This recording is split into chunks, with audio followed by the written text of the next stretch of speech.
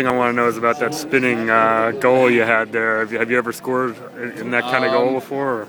Not like that. I feel like I practice that a lot, but Yeah. I feel like I want to make that shot. But I saw Nick looking at me, so I caught it and just turned and fired it. I just tried to get it on net, and luckily it went like right top corner, so that was pretty sweet. How do I even describe that goal? Is that a 360 or? Yeah, I think it was maybe probably 360 spinorama, but it's I don't know. Something you kind of like. You always want to get a goal like that, but you usually never do. So it's great. And it was an important goal too. Yeah. So. And what about breaking this losing streak now and kind of getting back on the winning track here? Yeah, it means a lot, especially to our seniors. That was our starting goalie, Rody Heller's first win, so it was really big for him to get his confidence going. And we wanted to get it for our seniors. It's their last game this year at Klockner, so it's a good group of guys and. Yeah, that was a tough team, but I mean, they took the #1 team in the country to double overtime, so it's a big win for us, and hopefully we can keep it going.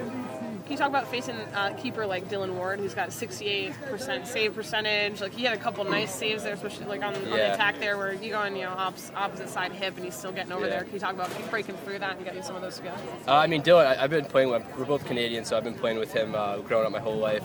I kind of know he's one of the best goalies I've ever faced in my life, and he's a good goalie. I put it on cage in a good spot, and he just got me a couple times, and it's frustrating, but you just gotta keep going, and hopefully they go.